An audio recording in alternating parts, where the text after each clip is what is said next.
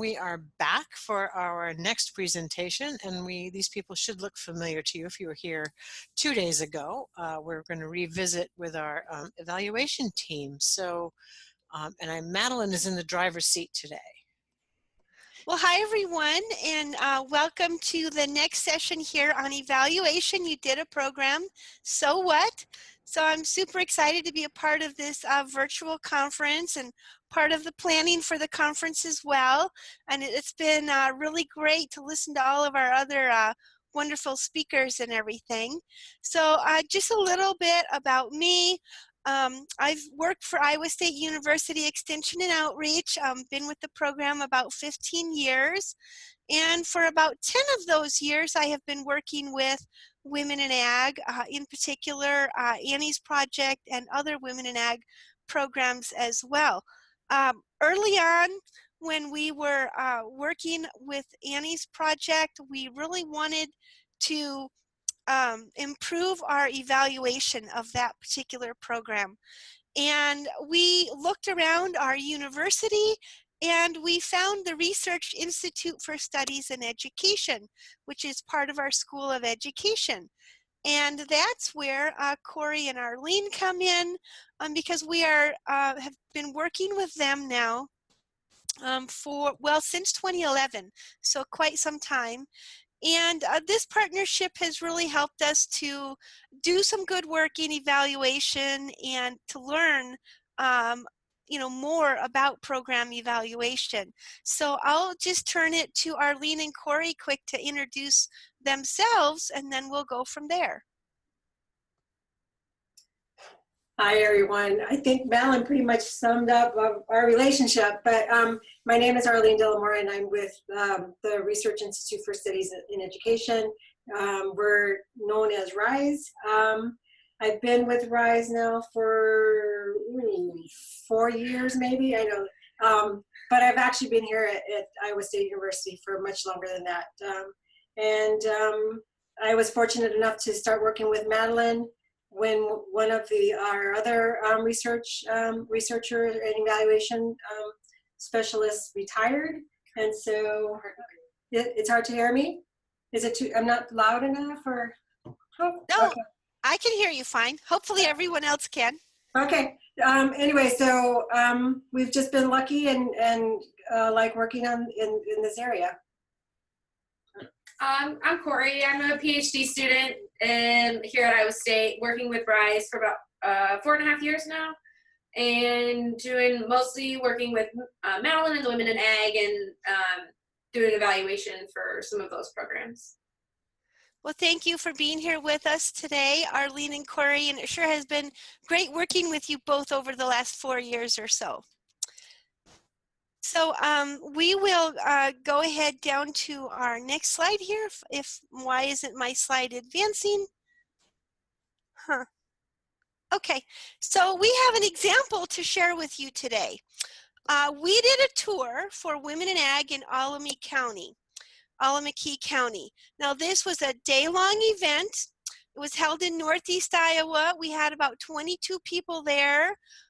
There was actually about 16 participants and then about 6 extension folks involved in that.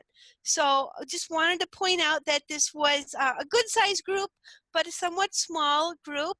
Our project was grant funded through the Risk Management Education Centers, and it was a partnership between campus and county. And what I mean by that is that myself as a campus leader in Women in Ag kind of put together this program that we wanted to do several tours across the state, but the counties really took the charge. Once we identified those county leaders and where across the state we wanted to have this tour, they really identified where they wanted to go. They brought together a local steering committee to help them decide that and that sort of thing. So just wanted to point out that the tours were very much county led. This particular tour in Allamakee County was one of 6 tours that we did last summer. So what? Well, we needed to demonstrate our impact, and we needed to keep it simple, and we needed to have some kind of report at the end that we could share with lots of different stakeholders. We wanted to have a report that we could provide back to our grant funder. In this case, we wanted to have a report that we could share with the local counties so that those counties could then share those reports with folks in their county, such as their county extension council, other women in ag in their county, and so forth. So how were we going to do that? Well, we just recognize that evaluation is part of an entire process, and I just wanted to highlight that to you here briefly today. So we really started with needs assessment, and as I mentioned, each of the counties had a local steering meeting with local women and to help them determine what do they really want to focus on with these tours. And through our grant writing process, we actually had identified 5 topics that all 6 tours covered, but it was up to the local counties to decide how they wanted to cover those topics. So those topics included water quality, financial comparisons or evaluations, worker or food safety, and so forth. So each of the counties had a lot of flexibility in how they covered those topics. So that's where they kind of led the charge on that program development, and the counties led the charge in scheduling those courses at times that they hoped were convenient for people to participate in. And then it was kind of a collaborative effort as we delivered those courses with the county extension staff and state extension staff all taking a part in that. And then Corey and Arlene and I kind of led the charge on evaluating and writing up the impact reports. So that's all a part of the program development process. But now let's take a closer look at evaluation for this tour. So we have actually developed a survey instrument that we have used for tours as well as conferences. And it's 1 to 2 pages depending exactly on you know, what the event is. But I wanted to point out that this is an instrument that we have been kind of practicing with the last couple of years. And so we developed our survey instrument, and now we need to analyze and share those results. And then we need to develop some kind of program impact report. So today we're going to go through all of these steps and kind of walk you through this piece by piece. So our survey instrument, as I mentioned, it's short. It's 1 to 2 pages because we know that at the end of this tour, women aren't going to want to spend a lot of time filling out a survey. And we wanted to keep it simple. So there, you know, we do have opportunities, for example, to send out an online tour via online survey or things like that. We had options, but we wanted to keep this simple. We wanted to use a paper survey. We wanted women to complete the survey at the end of the tour. So this is why we kept it short, so that we could get some feedback, but not necessarily overwhelm the participants with lots of questions. So we used a 5-point Likert scale, and we asked some basic questions. Their knowledge before and after about some key topics, the importance of those topics to them, and the quality of the presentations. So then we also asked some open-ended questions. Excuse me just a moment. Okay. So we asked for suggestions for additional ideas for other tours, as well as key take-home messages and any other comments that they would like to share with us. We also asked if the tour met expectations and some very brief demographic questions. So now let's take a look at this actual survey.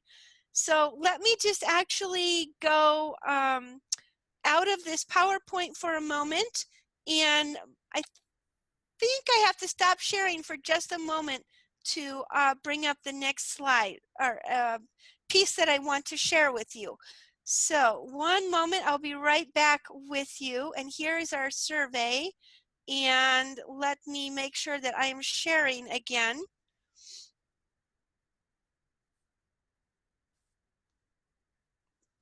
I was thinking that might be a little smoother, but I didn't quite know how to do that quicker.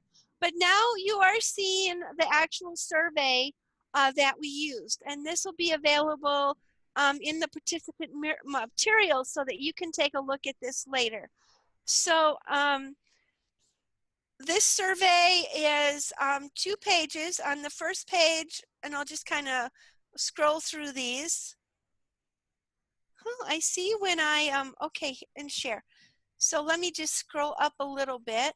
So we are asking the women to just check the boxes and rate the tour. And so this did not take a lot of time, but they did have to read that 1 equals low, 2 somewhat, 3 moderate, 4 somewhat high, 5 high. So it's important that we kind of pointed that out to them so that they didn't miss that, because otherwise they might not respond appropriately. And then we only asked about 1 learning objective for each tour site or particular speaker. And as you can imagine, there was a lot of objectives that we had for these tours. So we really had to focus on something that was kind of general for this particular type of survey. So our general objective for the WW Homestead Dairy was understanding milk processing and marketing alternatives. So we asked about their knowledge before and after, and then how important that topic was to them and their work. And we wanted to ask that just to see, like, are we on track with these topics that we chose to highlight during this tour.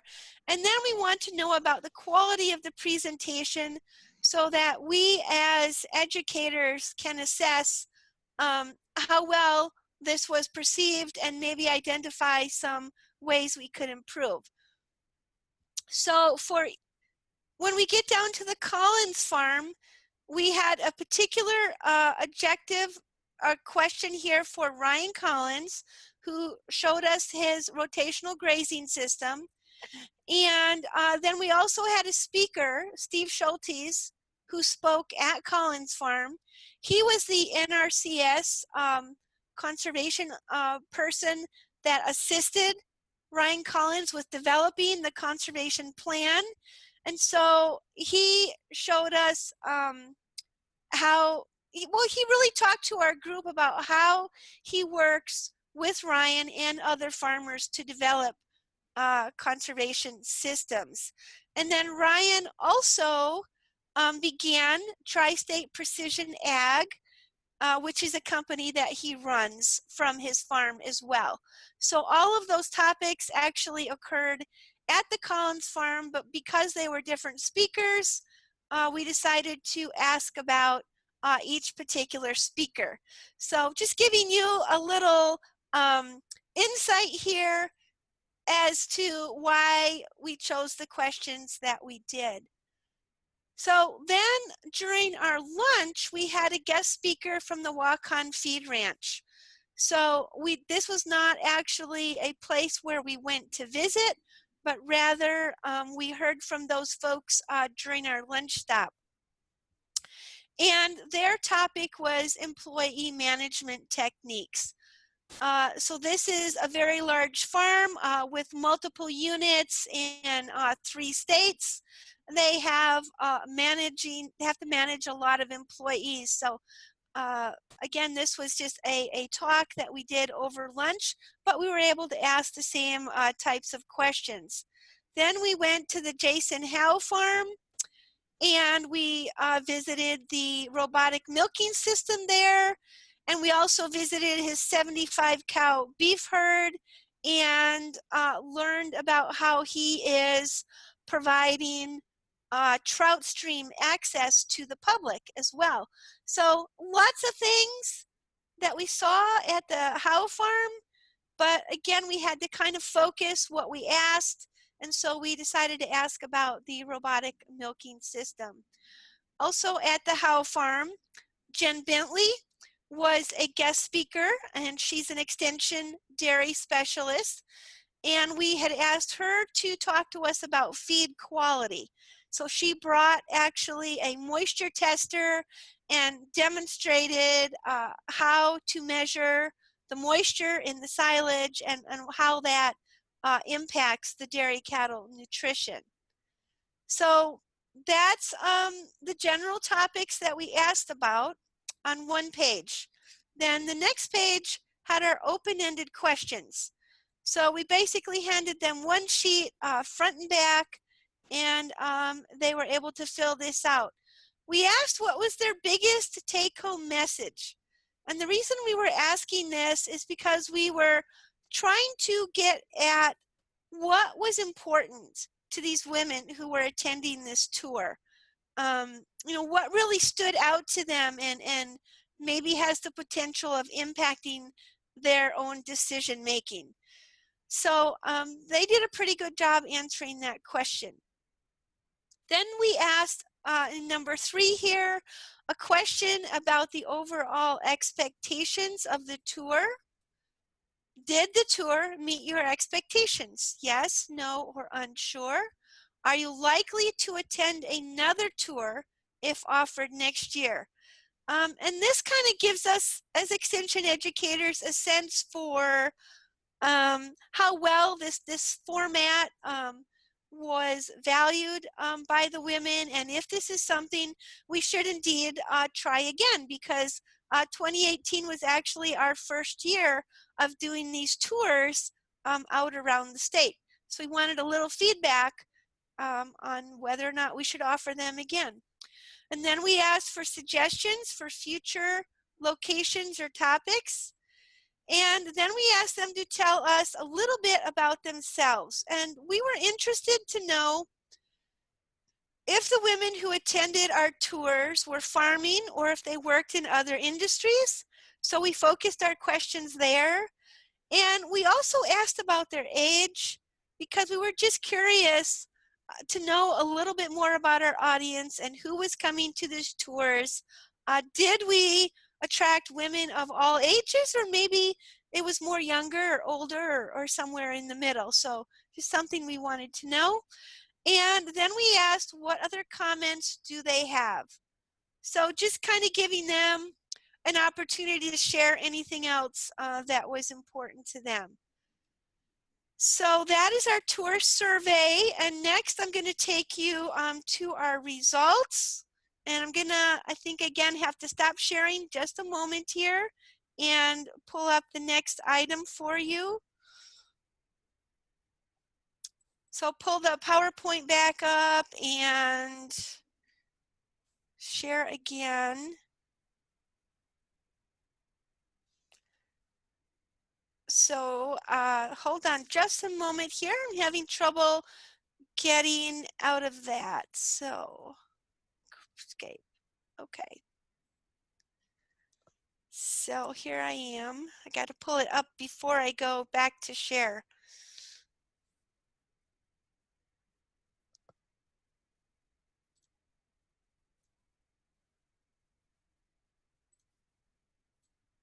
Okay, sorry for that delay there. So now you're seeing the PowerPoint again, and you can see that we tallied up some results and we created this report. And I apologize for this not being very smooth, but I do want to take you out to these results so I can show that to you a little better.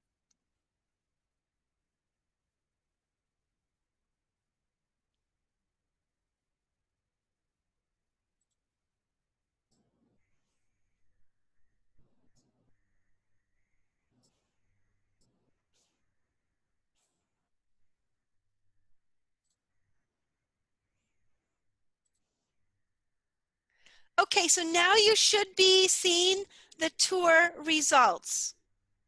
And thumbs up, Arlene and Corey, you can see that, right? Okay, very good. Just Yeah. wanted to check in and make sure you were all seeing what I was seeing. It's Okay, all good. all righty. So now we didn't go directly from the surveys to the tour results. We entered all of the tour results into an Excel spreadsheet. And Corey also uses another program to do this, and then she puts it into an Excel spreadsheet for me, actually. But anyway, just to let you know, the data was entered into another program, and then we put it into this report, and we can share this report with other educators, the folks in the county. We could share it with our grant funders or people like that. So this is not what we had in mind to share with the general public, but this is how we are gathering our results and just having our results all gathered into one place. So let's kind of go through this. You can see that for Homestead Dairy, we calculated the percent for each category. So the number who answered that question was 14. There was a 21% who rated their knowledge as low before, on up to 7% who rated their knowledge as high before the tour. And then after the tour, most people, 71%, rated their knowledge as high, and then the next highest category was somewhat high. And Corey also calculated the standard deviations here, and you can see that there. So for the importance of this particular topic to me and my work, about 30% rated it as moderate, and about 60% rated it as high. So you can see there that this topic was pretty important to a lot of the people who attended the tour. And then the quality of the presentation was, for the most part, rated quite high. And then here are the means, because let me just explain here. 1 is low, 2 somewhat, 3 moderate, 4 somewhat high, and 5 high. So when we put all this together in our spreadsheet, we were then able to calculate a mean, and the means were very useful to us in comparing some of these results. Madeline, we've got a question here. Do you want a question now, or do you want me to hold off? Sure, go ahead. So the question is, can you speak to why you asked 2 questions, level of knowledge before and level of knowledge after, rather than just one question about the change in the level of knowledge? Sure, I can. So we really wanted the women to assess their own knowledge before and after. Like, we wanted to ask them 2 different questions so that they're thinking, well, how much did I know about this before this tour? And okay, now we've had this tour, how much do I know now? So we really wanted the women to think about their own knowledge gain and what they have gotten from this tour. And Corey or Arlene, you can jump in if you maybe have an additional explanation. But for the most part, we definitely wanted women to think for themselves about the before and after. And I'm going to say that we could have just asked about the change, to have them rate their level of change, but I think it ends up being a preference in terms of how you want to ask that question and what your intent and what you want to know. So to me, it's really more of a preference, and it doesn't have to be before or after or a change. I think because if you were doing a typical pre and post test, you would have asked about their knowledge beforehand, and then at the post test you would have asked about their knowledge, and so that you can make a comparison. But because we didn't have that luxury here, you have to make a decision about whether or not you're asking them, to rate that or not. Yeah, and I think this one, asking their knowledge before and their knowledge after, you can actually see the change. So like in the first one, their knowledge before overall on average rated it a 2.6, which is somewhat low to moderate, and then we can see their knowledge after was a 4.7, which is somewhat high to high. So you actually see the change in knowledge based on their own reporting. So I think that visual, for me anyway, and like Arlene said, it is preference, but like being able to see those numbers change it can be a different message, or sometimes more powerful message. Thank you, Corey and Arlene. So, we in this particular report, we noted, 14 people answered the tour met expectations, and 100% said yes, so that was really exciting. Are they likely to attend next year? 13 people answered that question, and 100% of those 13 said yes. So showing that there is an interest in this type of educational forum. Do you have suggestions of future locations? So in this particular report, we kind of summarized, we picked out some of the relevant answers. We did not include all the answers here, but we picked out answers that were representative of all of the answers. And the same for the other open-ended questions. And then we also noted that the numbers and the results for people who work in a farm business. So about 85% of the attendees work in a farm business, nearly half of them in agribusiness, and over a fourth of them in a non-ag business. So we can see from those numbers that about half of the tour participants had multiple careers, and we could see that the tour really did attract a wide variety of women who were interested in agriculture. The average age was 53, and the range was 22 to 75.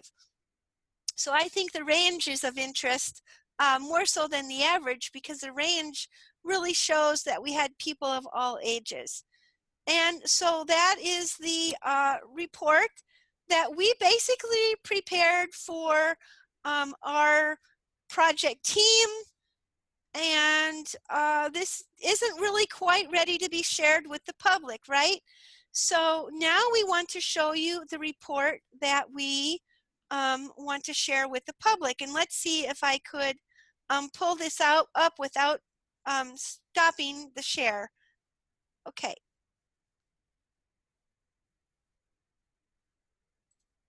Well, maybe not. Let's see. Okay, I think we have it. So here is our stakeholder report. And this is a report that we want to share widely with others. So remember that this Alameda County tour was one of 6 tours that we did last summer. And we thought about, well, should we do a stakeholder report that includes all the tours, or should we do one by county? And we decided to do a 2-page report for each county, and that way we could include lots of details about what was done. We could put in some very specific information for the counties, and then we would have kind of a series of reports that all had the same format, same kind of template. So I'm hoping that you can kind of read this a little bit, but we start out with talking about the relevance. Because we're really, with this report, we're trying to share a success story. And so we want to give some background about why we did this tour. Why is it important? What is the relevance of this activity? And so we talked about, specifically in Alameda County, the 2012 Census of Ag reported 1,011 farms. So agriculture is important in the county. On these farms, there were 386 women operators, representing 26% of all farm operators. So using the Census of Ag data to give a little background data on what's actually happening with farming in Allamakee County. And then we noted that there was a steering committee, and that steering committee wanted to focus on highlighting the diversity of agriculture in the county. And then we also wanted to point out that Women in Ag programming is a long-term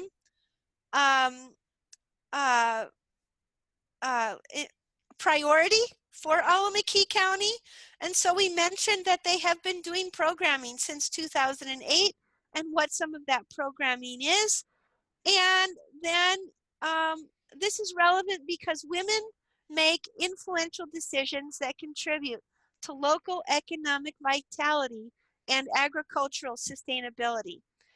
So with our little paragraph on relevance, we're kind of setting the stage for why we are doing this programming. And then we get into our educational highlights. And here's where we kind of tell the story. And we give some interesting details about each of the tours. You know, this is where we tell the story of the diversity of agriculture in our county and how people interacted on these tour sites. So for example, we talk about how Ryan, when he was talking about his precision agriculture, he said one of the things that he can't automate is soil sampling. That is something he still has to do by hand. And so we actually gave women an opportunity to collect their own soil sample and see what that was like. And so in the storytelling here, we tried to highlight what was actually going on during those tours. We've also got some pictures here. I'm just trying to show, like, here's Ryan, and he's with, you know, obviously talking to the women there. In this one, the women are looking at some soil maps and seeing how the area was changed from crop ground to pasture ground and so forth. So we've got this little box here, which just kind of highlights who the tour hosts were. We had 4 stops, so we highlighted each stop there. And then we highlighted our agricultural risk management topics, the finance, food and worker safety, the regulatory compliance, marketing, and water quality. So this particular part right there was the same for all 6 tours, but of course all the tour hosts for each county were different. So then when we get done kind of doing that storytelling, we talk about the results here. And so here's where we kind of summarized some of the data that you just saw in the research or results report. And this was really hard because we didn't have a lot of time, or excuse me, space in this report, but we were able to show that respondents' knowledge, they gained knowledge because we were able to just highlight the means before and the means after. And so that gives a good indication to others that, hey, women actually did learn a lot on this tour. And the importance of these topics, we also chose to highlight, and the quality. So even from just these few words in this tour, it gives the reader an indication that women learned a lot on the tour. The topics were important to them, and the quality of the presentations was rated highly. So it was a well done event. Then we also summarized that the expectations were met and that people were likely to attend future tours. So this part at the top here continues. We're just kind of looking at this part now. If you can see what I'm highlighting here, up here. We did highlight that the tour attracted women involved in various industries, that they ranged from 22 to 75 years old. And then we highlighted what some of those take-home messages were, that they kind of centered around being creative and adapting new technology to keep family farms viable. And many of the open-ended responses also indicated the tour was a great opportunity to network and to learn about the richness of the resources and of programs available to farmers. The next part of this report is highlighting what participants had to say. Some of these quotes we collected during the tours, and some of them we simply called women afterwards and asked them for some quotes for our report, and they were very happy to give us those reports. And so it was really, we feel, kind of powerful to include a quote from participants in their own words, how they felt about the experience. And then our next part here was an impact statement. So we're looking here now on the right-hand column of the impact statement. And women expanded their networks and gained a broader understanding. They were able to learn how farms and agribusinesses were managing risks, such as profitability, human safety, regulations, market trends, soil and water conservation. We also made a broad public value statement here. Many of you are thinking about the public value of your programs as well as the private value. And to explain a little bit about what I mean there, the private value is what the participants will take home, and that is how they benefit from the program. So for example, they may learn something that helps them to improve their farm profitability. That can be considered a private value. But when we look at this across a group of people, we can see that they are, because they're improving their profitability, they are able to expand their agricultural businesses and create a more economically viable rural agriculture in these areas. So let me just go ahead and read to you our public value statement, which we put the same statement on all 6 of the tour reports. When ISU Extension and Outreach extends knowledge and empowers women, a more sustainable Iowa is created by expanding agricultural businesses, conserving natural resources, and supporting the community of women in agriculture. So we've got our economics, our environmental, and our community aspects there in our sustainability statement.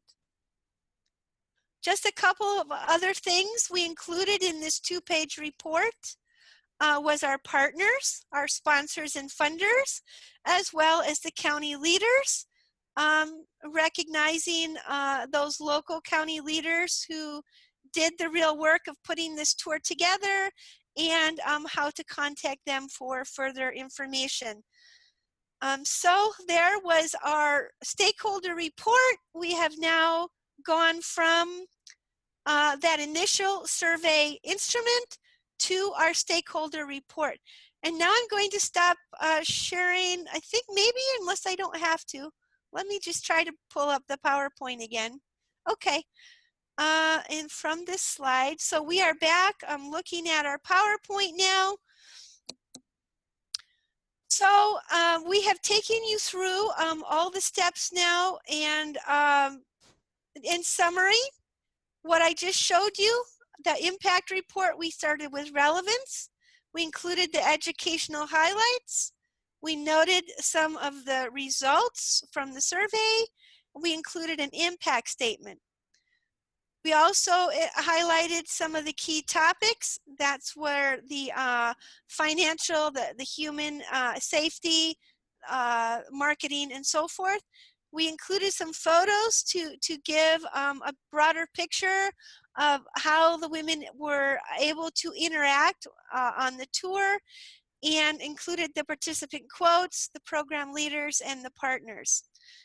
And now we wanted to have a little discussion with all of you if possible.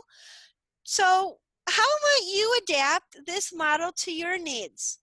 What we are trying to do here today is share with you a simple way to collect some data, and also encourage you to get all the way to that impact report. How are you going to share the information that you collected? And there's a lot of ways to share information, but we hope that this 2-page impact report is something that you might be able to think about doing for your programs.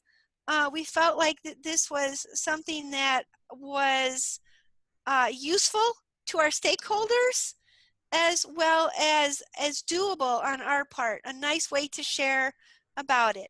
So one of the things that we thought of, instead of asking, what is your biggest take-home message, we might be able to ask, how might your agricultural practices or decisions be affected by what you learned today?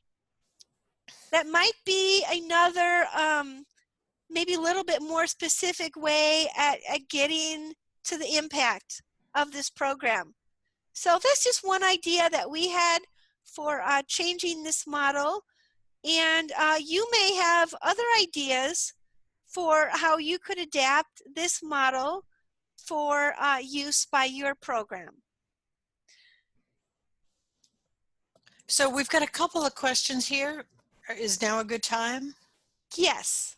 So one is, what type of software did you use to develop the report, the stakeholder report? Okay, so the final stakeholder report, Lisa developed that in InDesign. I know that a lot of people like to use Publisher, so the same thing could have been done in the Microsoft Word Publisher format. So those are 2 good options. And then can you just summarize again quickly how long each tour took and how far it was between the places you visited on each tour day? Okay, so our tours over the summer were approximately 6 hours in length each. Some of the tours were set up, for example, this tour in Allamakee County, all of the tour stops were within 20 miles of the other. So it was very, very condensed. There wasn't a lot of travel time between tours. Another one of our counties, for example, Guthrie County, they really wanted to travel outside of the county and see a large beef feedlot that was using a lot of technology to monitor the animals and lots of other things. And so that one had a lot of travel time between stops. So each of the tours were very, very different. And we really allowed the counties to kind of set those parameters and make those choices. Okay, and let's see, a couple comments. Did people carpool? And I think you already said that there was lunch on these tours, right? There was a lunch stop. There was, and we actually had the opportunity to get buses for these tours. And that was through our grant funder, of course, and our other sponsors. But, you know, certainly the same thing could have been done with a carpool type of situation. So, which is something we'll probably do in the future when we may not have the additional funds available for the bus. Women did really love the buses because it allowed them to meet people and talk with people on the buses. We also had some good conversation. We were able to get on the like the bus's speaker system and have some good conversation and additional information sharing during the bus rides. So in that regard, the buses were very helpful. And in fact, we actually delivered our surveys on the buses. Like after we gave them the surveys in the beginning, so they could start to fill it out whenever they wanted to, but then we really asked them to fill it out on the bus before we got them back to their our starting place. So that was, we had them a little bit of a captive audience in getting our survey results. And did people pay for this, or was this free? This was not free. There was a $25 registration fee. And we, in Iowa, we have a charge for a lot of our programs, not all of them, but we do like the idea of that participant buy-in, like skin in the game type of thing, that this is something that they value and they're willing to pay for it. But along with that, we always do offer scholarships for anyone who might feel like that was too much. So we do charge for our programs, but we also do make adjustments when necessary. Okay. And I'm not seeing any other questions, just some, oh wait, what scholarship guidelines do you use? Pretty much if they request, we give. So it's really self-identifying. And I will say too that we have used this same type of evaluation for a day-long conference, and we feel that we have very good results with that. We've done a lot more, let's see, more detailed questioning. You know, we did a Women in Ag leadership conference last fall. It was our second year, and our survey for that was like 10 pages long. And we got like amazing information, but we also emailed that to people after the tours, and we got a really great response. That took a lot more time, both our time in developing that and the participant time in filling that out. So again, I want to point out that what we're trying to do is give you an example of a simple way to gather feedback, to get some results that you can show to your partners about these program results. But it's easy for you and it's easy for your participants. That's our real goal with this model. And secondly, I really want to encourage people to go all the way to developing that stakeholder report. That's your success story. That can be used to share what you're doing, whether you're working with a not-for-profit, whether you're working in extension or any other kind of organization. That's a good model for here's why we're doing what we're doing, here's what we did, here's our storytelling, and here's why it mattered to our participants. Because as Corey pointed out on Tuesday, when we were looking around at evaluation from all kinds of programs, oftentimes what was missing was that stakeholder report. People did some survey work. They maybe used that to improve their programs. They used it to you know, identify some of the results, but they didn't share it. So we really want to encourage you to share the program results and share what you're doing with others. So let me turn it back over to Corey and Arlene, just as we have a minute or two before the end of our session, to see if you have anything to add. So we have a couple more questions I want to get in, if Okay. and they might be Corey or Arlene questions. So Okay. When you aggregate your data across multiple events, did you see any difference between the different demographic groups, like occupation or age? For the tours, not so much, just because there were such a low number of participants. So when we broke it down by age, also the age was a fill-in, the blank. It wasn't it wasn't a checkbox. It was a little bit harder to separate those out. But when we do some of the bigger surveys, like for the leadership conference, it was kind of interesting to see differences between groups based on occupation and age. The Annie's Project one is particularly interesting because you can break it up by age, you can break it up by occupation, you can also break it up by farm size. So it's always interesting to see some of those patterns. Also, when you ask those questions and be able to look at that, you can compare it to national data like USDA, like census data. You can compare to what's going on a national level. So those are always good questions to ask, just because you can compare it to more general population.